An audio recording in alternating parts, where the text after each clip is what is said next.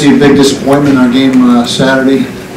A game that we had complete control of and let it get away from us,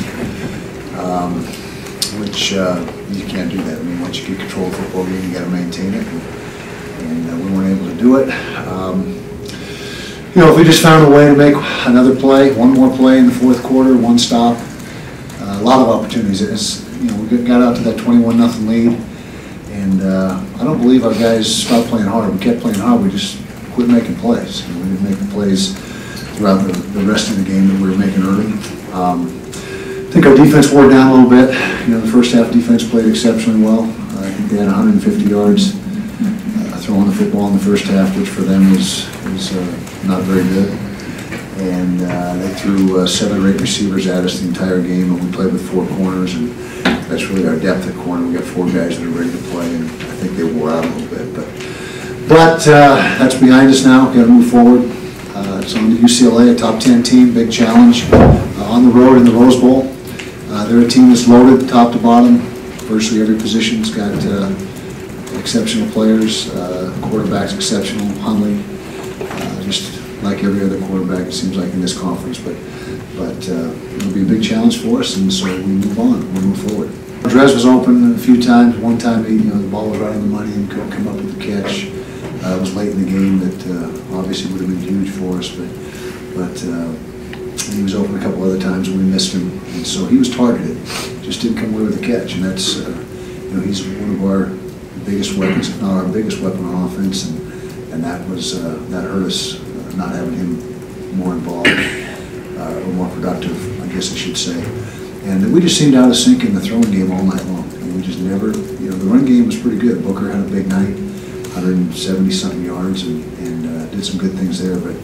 But in this league, you got to be able to throw the ball consistently week in and week out, and we didn't do that Saturday night. It's the throwing game, and we got to be more productive throwing the football. The protection wasn't bad, it wasn't great, but it wasn't bad. And for whatever reason, we were just not in sync and not executing in that phase of the game.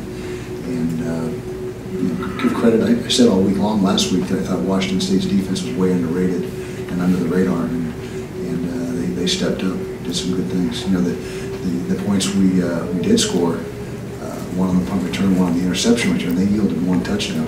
The defense, the Washington State defense, which is a very good performance. It was a long run of Booker's. Well, we're taking a look at all possibilities, and Kendall, in hindsight, probably should have got a couple series in the game Saturday. But we're looking for every answer, every answer we can come up with offensively. In the first 2 games, we played very well offensively. Now we realize that the degree of difficulty increased, but we just think we had chances to make plays Saturday, and we had a chance 3 or 4 times to connect deep, and just weren't able to do it. No, Devontae Booker's our guy, and Bubba Poole's the backup. After what's gone down in the first 4 games, it's become apparent that Devontae has been the most productive, and he will be the starter, and Bubba will be number 2. No, I don't think that's in the cards. Eric's playing well at corner. He had the pick 6 on Saturday night, and did a lot of good things for us, and so it's robbing Peter to pay Paul, when you make a move like that in this case, and we're just going to be optimistic and plan on having Tevin back, but again, it's not 100%. UCLA certainly gets our attention. I think they're, like I mentioned earlier, they're a top 10 football team, and there's no time to feel sorry for ourselves. There's nothing to do but move forward. You can't press rewind. There is no rewind button in life, and so you gotta forget about it, but you gotta learn from it. At the same time, you can't learn from your mistakes and understand that, but you can't sit there and sulk and dwell on it. And so we've got to move forward, and we will. We came in early today, watched the film with the players, and picking up this afternoon will be all about UCLA. The guy, as a freshman, it was very obvious, painfully obvious, that he had a ton of talent, but he has really honed his game and fine-tuned his game, and he is absolutely a complete quarterback in every sense of the word.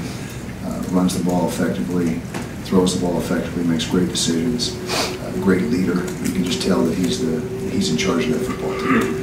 And so I've personally seen a lot of growth in the last couple of years. Yeah, very dangerous player, return man in the special teams aspect, and and just a tremendous player. And like I said, UCLA's got players like that across the board. I mean, they've got a ton of talent, and he's certainly one of the guys that has been a playmaker for him this year. But there's many others. I mean, there's the Miles Jack kid, a linebacker, is phenomenal. They got down guys on defense that are excellent, the front guys, and so there really is there's no weakness on the football team. That's why they're a top 10 team, I would guess.